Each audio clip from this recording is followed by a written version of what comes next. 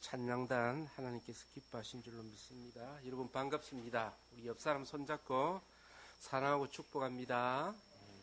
사랑하고 축복합니다. 자, 오늘 주신 하나님의 말씀 요한복음 8장 2절부터 11절 우리 교차해서 읽도록 합니다. 아침에 다시 성전으로 들어오시니 백성이 다 나오는지라 앉으사 그들을 가르치시더니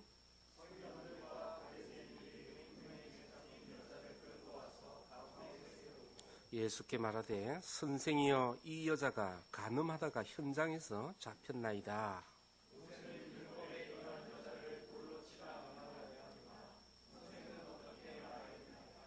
그들이 이렇게 말하면 고발할 조건을 얻고자 하여 예수를 시험함이로라. 예수께서 몸을 굽히사 손가락으로 땅에 쓰시니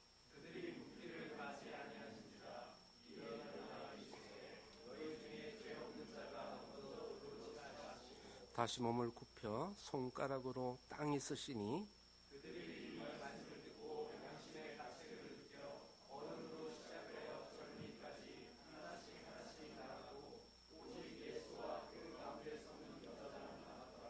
예수께서 일어나사 여자 외에 아무도 없는 것을 보시고 이르시되 여자여 너를 고발하는 그들이 어디 있느냐? 너를 정죄한 자가 없느냐?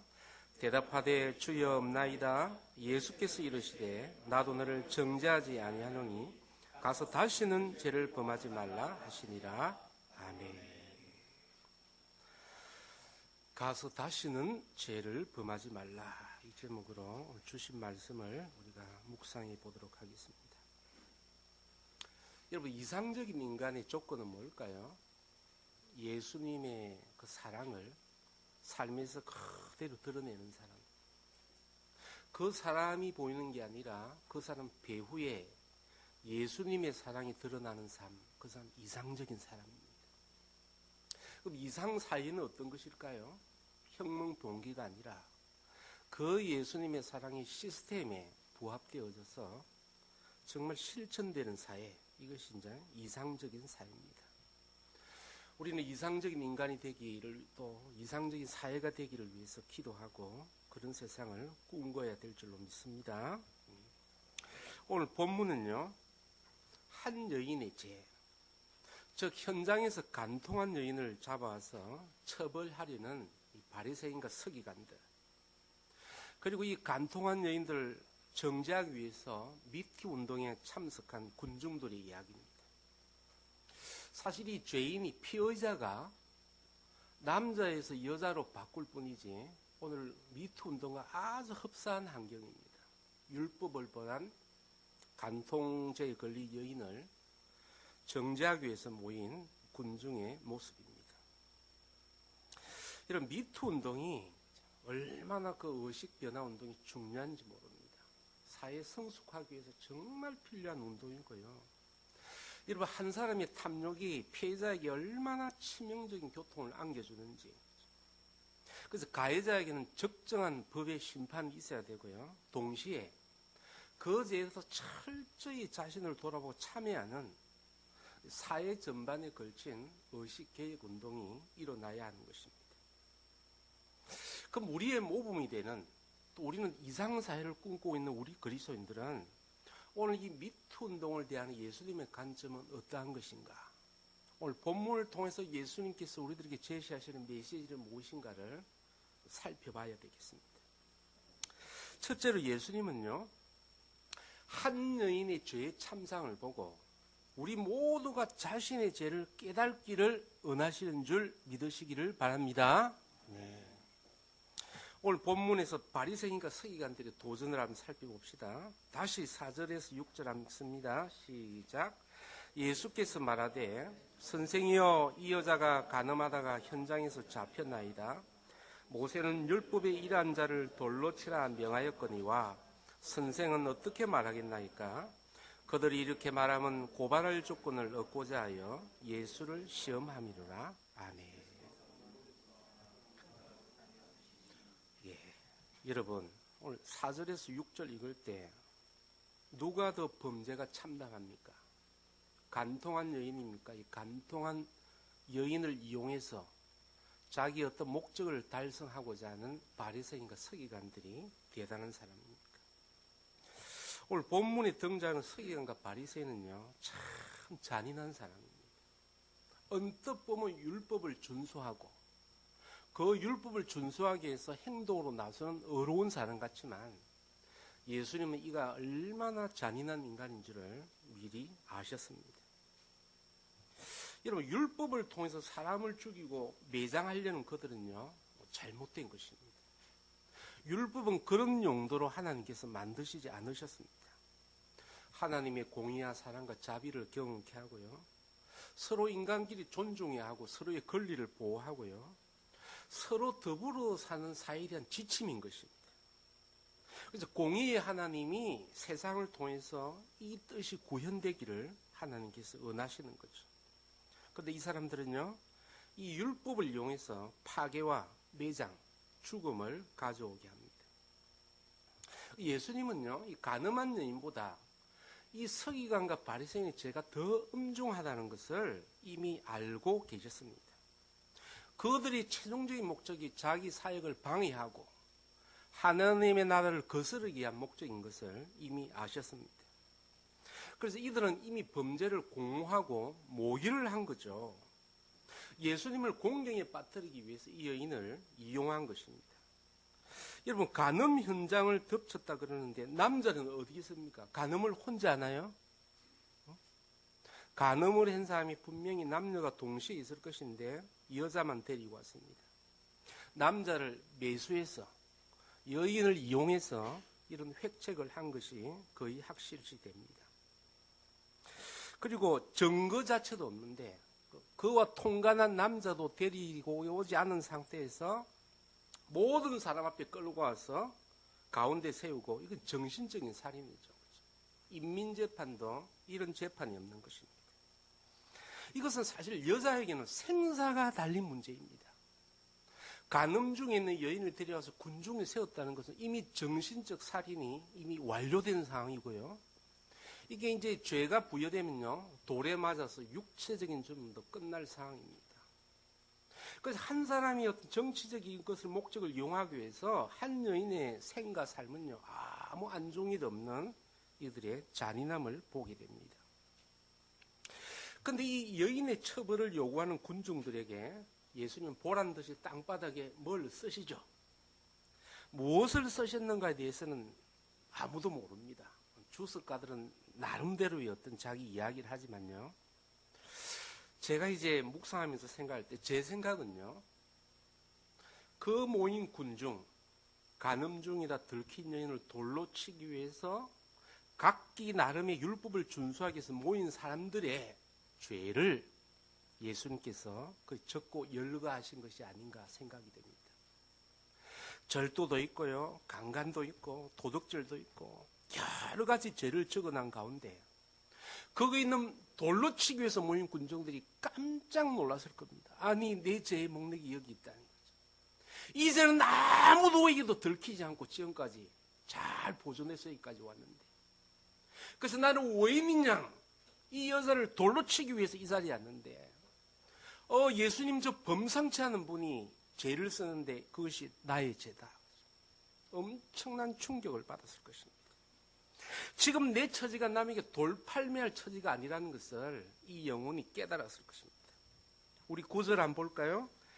그들이 이 말씀을 듣고 양심의 가책을 느껴 어른으로부터 시작하여 젊은이까지 하나씩 하나씩 나가고 오직 예수와 그 가운데 섰는 여자만 남았더라. 이 군중은 소망이 없는 군중입니다. 양심의 가책만 받고 그냥 도망가 버립니다. 이 자기 대하의 죄에 대한 폭로와 이 양심의 가책을 받고 정말 진정으로 자기 죄를 회개하고 예수님께 나온 자는 아무도 없습니다. 어떻게 예수님이 나의 죄를 알았을까? 양심의 가책만 받고 다 자기 갈 길로 가는 것입니다. 여러분, 사람들은 남의 죄는 그렇게 예민하게 대응하면서요, 그보다 더 큰 자신의 죄는 제대로 인지하지를 못합니다. 인지했다 하더라도 양심의 가책 수준으로 넘기고 더 이상 진일보하지 않는 것입니다. 그것이 자기 탐욕, 자기 중심적인 인간의 적나라한 민낯인 것입니다. 여러분, 들킨 죄도 심판을 받겠지만요, 이 나라의 법과 공권력을 통해서 심판을 받겠지만 들키지 않는 죄도 반드시 심판날에 죄가를 치르게 될 것입니다. 지금은 들키지 않아서 랄라룰루하고 들킨 사람을 정죄하며 돌팔비치는 그 자리에 있지만 네 가지 엄밀한 죄는요 결코 사함받지 못하는 것입니다. 회개하기 전까지. 두 번째 마지막으로요. 근데 예수님은요 이 죄인을 용서하시고 또 한 번의 기회를 주시기를 원하시는 겁니다. 오늘 바리새인과 서기관들은요 이 썩난 민심을 이용해서 예수님께서 이 문제를 어떻게 처리할까, 예수님을 공경에 빠뜨리기 위해서 예수님께 이 여인을 몰아왔습니다. 당황스럽죠. 만약 이 여인을 예수님께서 용서하면 어떻게 되는 거죠? 율법을 부정하게 되는 것입니다. 정면적으로 법에 걸리게 되는 것입니다. 그런데 이 여인을 똑같이 처벌하자면요 사랑의 하나님의 그 공의가 또 무너지게 되는 것입니다. 그래서 이 여인을 통해서 예수님이 정말 좌로나 우로나 도망갈 방법을 정말 테러를 막아놓고 덤비는 바리새인에게, 서기관들에게 예수님은요 애써 민심을 얻으려 하지 않으셨습니다. 이런 민심이 중요하잖아요. 하나님의 법이 인지되지 않은 상태에서 차선의 법은요 민심입니다. 그러나 민심이 답은 아닙니다. 예수님은 민심이 중요하지만 그것이 답이 아닌 것을 알고 계십니다. 그 민심 때문에 예수님은 십자가에 못 박히신 것입니다. 우리는 민심을 굉장히 중요하지만 하나님을 존중하지 않고 하나님을 인정하지 않는 민심은 또 하나의 괴물일 수가 있다는 것을 아셔야 합니다. 예수님은 자기 길을 가셨습니다. 민심보다 더 중요한 것은 하나님의 마음이다.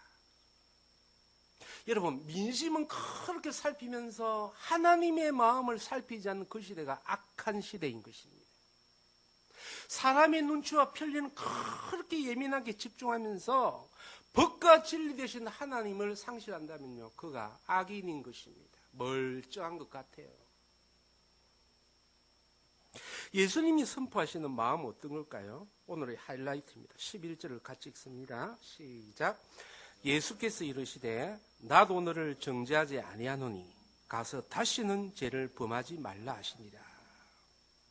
예수님이요 관통 중에 걸린 여인을 데리고 왔음에도 불구하고 죄를 묻지 않겠다고 하십니다.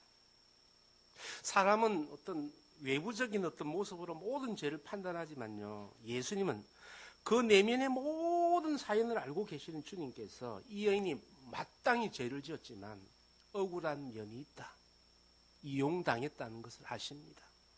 참작하시고 이 여인이 여인의 입장으로서 모든 사람에게 얼굴이 드러나고 신상이 드러난 것에 대해서 충분히 심판을 받았다고 인정하십니다. 그래서 더 이상 내가 너를 심판하지 않겠다는 거죠. 이미 이 상황에서도 이 여인은 완전히 이제 소외되고 심판을 받은 너무나도 가혹한 상황이기 때문에 충분히 예수님 입장에서는 벌을 받았기 때문에 이중까지 하지 않겠다는 거예요. 여러분, 병법에도요 어떤 그 성을 칠 때는 테러를 열어주고 쳐야 돼요. 테러를 맞고 사망해서 덤비면 죽을 각오로 싸우면 이쪽에서 다 죽게 됩니다. 이런 미투 운동으로 정말 공경에 빠져서 살 소망을 잃은 사람에게 계속 악플을 하면요 자살하게 되는 거죠. 그리고 하나님은 반드시 그 자살을 인도하게 된 그 사람에게도요 책임을 물을 것입니다. 나는 저 사람을 자살시킨 적이 없습니다 라고 항변하지만 그 죄로부터 결코 자유할 수 없을 것입니다. 성채용을 그렇게 비난하면서 보미는 살인하는 죄를, 이런 식의 죄를 우리가 얼마나 많이 삶에서 드러내는지 모릅니다. 예수님은요 이 군중과 연계해서 여인을 공격해서요 죽음으로 몰고 가지 않으셨습니다. 정말 예수님의 초미의 관심사는요 이 여인이 다시는 죄를 짓지 않고 갱생의 길을 가는 것입니다. 예수님은 재활용의 대가시라잖아요. 그렇죠? 남이 버리고 죽이고 매장한 것 다시 살리셔서 하나님께 영광 돌리기를 원하시는 것입니다. 우리 모두가 죽이고 심판자가 되어서 선악과를 먹지 마라 그랬는데, 선악은 우리가 판단할 권리가 아니라고 했는데, 우리가 선악과를 먹고 눈이 밝아져서 하나님보다 더 강력하게 처벌하는 이런 모습이 얼마나 큰 죄일까요? 예수님은 이 여인이 죽을 이유보다 살 소망에 더 관심이 많으신 거예요. 여러분, 저나 여러분이나 얼마나 엉뚱한 사람인지 아십니까? 남의 죄에 대해서는 그렇게 분노하면서 얼마나 자기의 관대한 엉터리 삶을 살고 있는지 아십니까? 잘 못 깨달아요. 그렇죠? 우리가 저번 주 시간에 저기서 이제 도시락 먹으면서 그런 이야기를 했습니다. 청주의 어느 터미널 앞에 기사식당에서 이제 카메라가 이제 들어가서 이제 몰래 카메라로 찍었는데, 이 손님들이 먹고 난 밥을 이제 다시 재생산해내는 거예요. 그래서 그 중에 어떤 사람이, 깨인 사람이 있죠. 이런 밥을 자꾸 재활용하니까 못하게 밥을 섞어버리고 반찬하고. 그렇게 했는데 인간이 얼마나 악한가 하면 그걸 씻어서 다시 분리해서 사용해요. 너무나 충격적인 것은요, 그 롯보 기사에 댓글을 달았습니다. 내가 이런 거를 경험했다. 한 고등학생의 경험입니다. 자기가 분식점에 와서 우동을 먹었습니다. 이 학생이 좀 결벽증이 있는가요? 내가 먹은 단무지를 또 재생산되는 게 아닌가? 깨어있는 학생이죠. 그래서 그 단무지를 이제 나무젓가락으로 송송 구멍을 내고 나갔습니다. 근데 뭘 하나 책을 놓고 난 게 있어서 다시 그 식당에 들어갔는데 주방 안에서 주인이 분노하는 소리를 들었다는 거죠. 이 나쁜 놈이 먹는 음식을 가지고 장난하다니. 여러분, 먹는 음식을 가지고 장난하는 사람이 누구예요? 누구냐고요? 그 사람이 공짜로 준 겁니까? 돈 주고 산 음식을 짐승 다루듯. 그 짐승에게 줘야 될 음식이잖아요. 사람이 먹고 돈을 지불하고 남은 음식은 짐승 돌아가야 될 걸 왜 돈을 주고 그 사람에게 또 팔아요? 근데 이 음식점 주인은요, 양심이 이미 마비된 사람이에요. 그거 관계없고 내 이익만 내겠다는 거예요. 이거 정말 말이 안 되는 소리죠. 그 음식 먹고 누구가 감염이 되어서 이미 감염을 앓다가 죽을 줄 어떻게 알아요? 그 책임을 어떻게 감수하려고 그런 짓을 해요. 그렇죠? 그런 짓을 해서 과연 복을 받을까요? 매출이 있으면 행복해질까요? 그런 감각이 마비된 상태. 여러분, 이 음식점 주인들을 보면 어처구니가 없죠. 그런 짓을 우리도 한다는 것입니다. 우리를 지위를 이용해서요, 남들에게 갑질을 하고 보이지 않는 편법과 반윤리적인 것을 우리가 해내고 있다는 것입니다. 저도 하고 있을 줄 몰라요. 날마다 기도하고 묵상하고 내 삶을 돌이켜보지만 여전히 나의 입장에 충실한 내 모습을 봅니다. 그것이 바로 우리들의 적나라한 민낯입니다. 말씀의 결론을 맺겠습니다. 예수님은요, 이 죄인들을 죽이러 오신 것이 아니라 회개시키고 치료하러 오신 줄로 믿습니다. 오늘 미투 운동은요, 이렇게 해석되어져야 됩니다. 나도 당했다가 아니라 나도 죄인입니다. 저 사람에게는 비난을 동시에 나에게도 그 손가락이 지정되어져야 됩니다. 나도 죄인이고 당신이 죄인이니까 좋은 게 좋은 거다가 아니라 분명하게 그것에 대해서 적용을 받고 나도 가차없이 내 자신이 주님께 정말 드러나는 회개의 자리로 돌아가야 될 줄로 믿습니다. 그것이 오늘을 향한, 그리스도를 향한 하나님의 뜻인 줄 믿습니다.